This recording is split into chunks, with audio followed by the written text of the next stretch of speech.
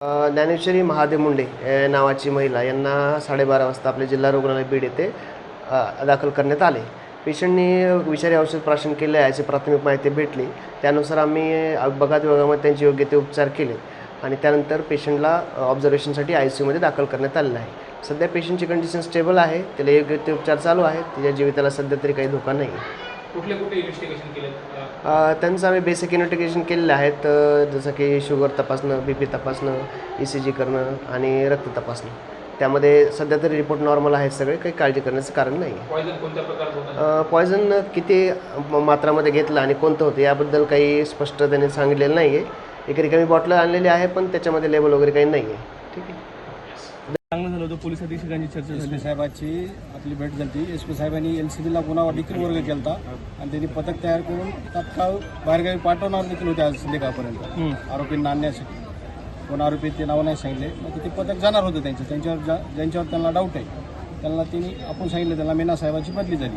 तर ते म्हणले LCBला गुन्हा वर्ग करू. LCBला गुन्हा वर्ग करून म्हणलं आमचं जरा हे झालं, बोलणं झालं. सगळं बोलणं झाल्याच्या नंतर ते बाहेर येऊन तुम्हाला बाहेर दिल्याच्या नंतर मी ते PI कुलकर्णी साहेब त्यांनी बोलले मग भेटायला गेलो. त्यावर तिकडे त्यांनी 20 पार केलं. ते तोवर दवाखान्यात घेऊन आले. आता ॲडमिट केलं आहे. आता ते ICUमध्ये नेणार आहे. ते जे केलेलं असते ते बाहेर काढायचे शरीरामध्ये. ते बाहेर काढून कळण आपल्याला पाहिजे. मात्र 18 महिन्यापासून वारंवार पोलिसांनी तुम्हाला आश्वासनं दिले. अधीक्षक साहेब नवीन आलेत नाही, 2-4 महिने झाले. ते IPS आहेत. पहिले जे होते ते त्यावेळेस होते, दोन्ही मी नोकरच होते. पण यांनी पण अनेक वेळा आश्वासन दिलं, पण आरोपी आश्वासन दिलं. मग ह्यांनी फाईलपर्यंत पोहोचलेत ना लाचच्या. ज्या टायमाला आपल्याला जे गरज आहे तिथपर्यंत हे पोहोचले. अजून या 2 दिवसात आरोपी आणतो म्हणले होते. विश्वास असताना देखील असं टोकाचं पाऊल का उचललं? नेमकं न्याय मिळत नाही म्हणून त्यांनी न्याय मिळत नाही. तिची कंडिशन आता सगळ्या महाराष्ट्राला बघितली. ती डील इन मीडिया ट्रायल, पुन्हा तिला ते लेकरायचं शिकवण करीन का पोलीस स्टेशनला चक्र आणीन. आता पोलीस स्टेशनला चक्र आणणं सोपं नाही. आमचं परई आणि केज 65 किलोमीटर अंतर आहे. लेडीजला कुठवर जाणार एकटी. आम्ही कामात असल्यावर तिला जाता येणार कुठं. आता माझं एवढंच म्हणणं की अधिवेशनात मुद्दा मांडून तात्काळ SIT CID ह्याच्यात लावून द्यावं. सगळ्या गोष्टी सकारात्मक झाल्या तरी देखील सकारात्मक झालेच. मग आता लेडीजचं तुम्हाला तर माहिती, लेडीजचं समाधान झालं नाही. आता ती स्वतः खेळती इथपर्यंत. आता SP ऑफिसला नाही ना म्हणजे साहेबाकडे 2दा-3दा आली. नंतर कुठेतरी आता संयम तुटलाय असं वाटतंय का? तिचा तुटला. तत्काळ निर्णय घेण्याची SP साहेबाला गरज आहे.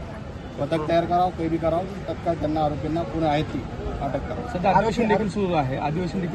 अधिवेशनात कोणत्या तरी आमदारांना मुद्दा मांडायला पाहिजे. जे समोर आले त्यांना भेटायला, घरी भेटायला. ते अगर ताई आहेत, सुप्रिया ताई, अगर पंकज ताई आहेत, धनुषेठ आहेत, यांनी हे मुद्दा मांडावं. विचारणा केली का तुम्ही पंकजताईचं नाव घेतलं म्हणून? ताईसाहेबांना मी एकदा भेटलो होतो. तर ताईसाहेब म्हणले आपण SP साहेबाला बोलू. तेव्हा ते SP तुम्हाला माहिती बारगळ साहेब कसले होते. नाही, त्याच्यानंतर 7 महिन्यात असतात.